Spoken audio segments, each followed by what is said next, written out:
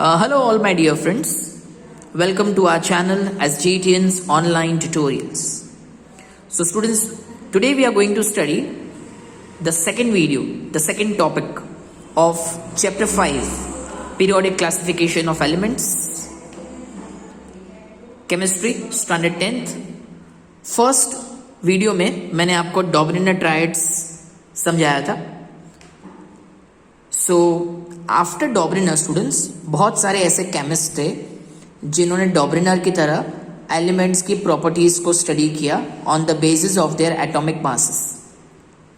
सो one more scientist 1866 mister John Newlands, अब इन्होंने भी एलिमेंट्स को अरेंज किया in the increasing order of atomic mass, मतलब कम एटॉमिक मास से going towards higher atomic mass. ठीक है, तो सबसे कम एटॉमिक मास वाज हाइड्रोजन, और उस वक्त at his time the maximum atomic mass था थोरियम का, और थोरियम से हाइड्रोजन, ऐसे टोटल 56 एलिमेंट्स वर देयर जो उनके एरा में जब वो एग्जिस्ट करते थे. सो 56 elements existed at that time. Okay, so look at this students, hydrogen से लेके उन्होंने एलिमेंट्स को अरेंज किया on the basis of increasing atomic mass. I repeat, increasing atomic mass.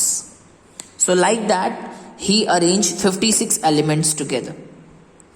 ठीक है, अब देखिए स्टूडेंट्स, जब उन्होंने हाइड्रोजन को रखा, then lithium, then beryllium, boron, carbon, nitrogen, oxygen. So hydrogen was having the least atomic mass. पहले उसको रखा, उसकी केमिकल प्रॉपर्टी को स्टडी किया. देन लिथियम, इसके एटॉमिक मास, केमिकल प्रॉपर्टीज को स्टडी किया, एंड सो ऑन. ऑक्सीजन के केमिकल प्रॉपर्टी और एटॉमिक मास स्टडी करने के बाद जब वो फ्लोरीन पे आए, तब उन्होंने देखा कि फ्लोरीन का केमिकल प्रॉपर्टी हाइड्रोजन के साथ मैच होता है. इसीलिए फ्लोरीन और हाइड्रोजन को उन्होंने सेम ग्रुप में रखा. सिमिलरली सोडियम की केमिकल प्रॉपर्टी और एटॉमिक मास लिथियम के साथ मैच हो रहा था. So that's why they were kept in the same group. So students, अगर हम हाइड्रोजन को फर्स्ट एलिमेंट कंसिडर करते हैं, so hydrogen, please count with me, lithium number 2, beryllium number 3, boron number 4, carbon number 5, nitrogen number 6, oxygen number 7, फिर से fluorine आता है number 8 पे. So every 8th element has got the chemical property similar to the first element. This is what the Newland concluded. जैसे आप lithium से count करो, 1 2 3 4 5 6 7 8. So sodium will come as the 8th element. So sodium will have the same chemical property like lithium. This is what he concluded, Newlands. So मैं आपको ले चलता हूँ Newlands के कंक्लूजन पे. He found that, please focus here, he found that every 8th element had properties similar to that of the first. और इसीलिए उसने नाम रखा octaves. Octaves means 8, law of octaves. और स्टूडेंट्स, उन्होंने अपने लॉ ऑफ ऑक्टेव्स को म्यूजिकल ऑक्टेव्स के साथ कंपेयर किया था. जैसे आपको पता होगा सा रे ग म प ध नि सा. सो सा कम्स फर्स्ट, सा रे ग म प ध नि सा. फिर से फर्स्ट पे भी सा आता है, 8 पे भी सा आता है. So first and 8 have got the same musical notes. In the same way, the first and the 8th element have got the same chemical properties. This is what he concluded. तो इसीलिए इन्होंने नाम रखा लॉ ऑफ ऑक्टेव्स. ठीक है, तो जैसे lithium, sodium की केमिकल प्रॉपर्टी सेम है, उसी तरह बेरिलियम, मैग्नीशियम की भी केमिकल प्रॉपर्टी सेम थी. बोरॉन और एल्यूमिनियम की भी प्रॉपर्टी सेम थी, and so on. Fine students, shall we go further. ठीक है, लेकिन स्टूडेंट्स, ये जो लॉ ऑफ ऑक्टेव्स, ये जो उन्होंने लॉ बनाया ना, that every 8th element has got the chemical properties similar to the first, this was not true. Because ये एप्लीकेबल था ओनली टिल कैल्शियम, मतलब this was applicable for lighter elements जिसका atomic mass कम था। तो जिन elements का atomic mass कम था सिर्फ उन्हीं एलिमेंट्स के लिए लॉ एप्लीकेबल था। कैल्शियम के बाद this law does not hold true and that's why Newlands classification failed. मैं आपको कुछ एग्जांपल्स दूंगा स्टूडेंट्स, प्लीज पे अटेंशन। ठीक है, अब सी हियर, आयरन एक मेटल है, मेटल। तो क्या आयरन की प्रॉपर्टी ऑक्सीजन और सल्फर के साथ मैच करेगी? नो। आयरन की प्रॉपर्टी तो मेटल्स के साथ मैच करेगी, जैसे कोबाल्ट और निकल के साथ, लेकिन कोबाल्ट और निकल को आयरन के साथ नहीं रखा गया। So it's a drawback, it's a drawback limitation. Cobalt nickel को नॉन एलिमेंट्स जिसको हम बोलते हैं हैलोजेंस, फ्लोरीन, क्लोरीन, ब्रोमीन, उनके साथ रखा गया और इनकी केमिकल प्रॉपर्टी एक दूसरे के साथ बिल्कुल मैच नहीं करती, कोबाल्ट निकल की क्लोरीन के साथ या कोबाल्ट निकल की ब्रोमीन के साथ। तो स्टूडेंट्स इन ड्रॉबैक्स की वजह से Newlands law of octaves failed. Point number 1, it was applicable only till calcium, मतलब ये जो लॉ है ना, that first element will have this chemical property same like earth, it was applicable only till calcium, that's the first point.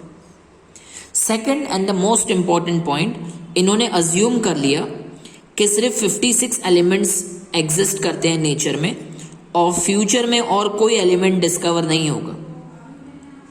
तो ये statement उन्होंने दिया कि फ्यूचर में और कोई एलिमेंट डिस्कवर नहीं होगा, लेकिन फ्यूचर में बहुत सारे एलिमेंट्स डिस्कवर हुए और उन एलिमेंट्स को उनकी प्रॉपर्टीज इस टेबल में कहीं सेट नहीं हुई। सो फ्यूचर के एलिमेंट्स को कहाँ रखना was a big problem and that's why this theory failed. The third point, students elements को इस टेबल में फिट करने के लिए न्यूलैंड्स ने 2 एलिमेंट्स को सेम स्लॉट में रखा, फॉर एग्जाम्पल कोबाल्ट एंड निकल। बट एक्चुअली कोबाल्ट एंड निकल को ऐसे ग्रुप में रखा है जिनके साथ उनकी प्रॉपर्टीज बिल्कुल मैच नहीं हो रही है, राइट। आयरन विच रिजेंबल्स, मतलब जिसकी प्रॉपर्टी कोबाल्ट और निकल की जैसी है, it is kept far away from that. So because of all these reasons Newlands law of octaves failed, right students. अब स्टूडेंट्स मैं एक बार फटाफट टेक्स्ट बुक के पैराग्राफ से भी गो थ्रू करवा देता हूँ। I think everything is clear. In 1866 John Newlands arrange elements in the order of increasing atomic mass. ये कंसेप्ट था जो उन्होंने यूज किया। उन्होंने सारे एलिमेंट्स को इंक्रीजिंग एटॉमिक मास में रखा। He started with the least atomic mass that is hydrogen and ended at thorium. Total he took 56 elements. He found that every 8th element had properties similar to the first. और उन्होंने अपने law of octaves को musical law of octaves के साथ compare किया। Therefore he called it law of octaves और इसको बोलते हैं Newlands law of octaves. In Newland's octaves, the properties of lithium and sodium were found to be same because sodium is the 8th element after lithium. Similarly, beryllium and magnesium have the same chemical properties. अब students ये 3 points बहुत important है। They are called limitations of Newlands. Newlands के limitations पे आते हैं। It was found that the law of octaves was applicable only up to calcium. ये law सिर्फ कैल्शियम तक एप्लीकेबल था। कैल्शियम के बाद जो दूसरे एलिमेंट्स हैं उनमें the chemical properties were not match in the same group. सभी एलिमेंट्स के chemical property were not similar to the 8th element. First elements chemical property were not similar to the 8th element. Okay, it was assumed by Newland that only 56 elements exist in nature and no more elements would be discovered in future. But later on, बहुत सारे new elements discover हुए जिनकी properties इस table में बिल्कुल कहीं fix नहीं हुई, फिट नहीं हुई, whose properties did not fit into the law of octaves. In order to fit elements in the table, Newland adjusted 2 elements in the same slot. But also put some unlike elements under the same note. जैसे cobalt और nickel को एक ही साथ एक slot में रख दिया, लेकिन कोबाल्ट और निकल की केमिकल प्रॉपर्टीज बाकी एलिमेंट्स की तरह नहीं थी। ठीक है, note that cobalt and nickel are in the same slot and these are placed in the same column as chlorine, fluorine, bromine, which have very different properties. Iron, which resembles cobalt and nickel in properties, have been placed far away from these elements. Iron, जिसकी property cobalt और निकल की तरह है, दोनों को अलग अलग ग्रुप में रखा गया है, far away. Right? Thus, Newland's law of octaves worked well with lighter elements till calcium only. Okay, students, so here I have finished the entire explanation of Newland's law of octaves और उसके limitations. So students, I hope that this video is very helpful to you and everything is very clear, right? So as I always tell you that do share with your friends, right? These all videos will be very helpful to them also. And students, yet only 50% of my genius students who watch these videos have subscribed our channel. So if you have not subscribed yet, do it right now. And next video में हम मिलेंगे Mendeleev's periodic table के साथ। ये हम next video में cover करेंगे Mendeleev's periodic table और उसके लिमिटेशंस।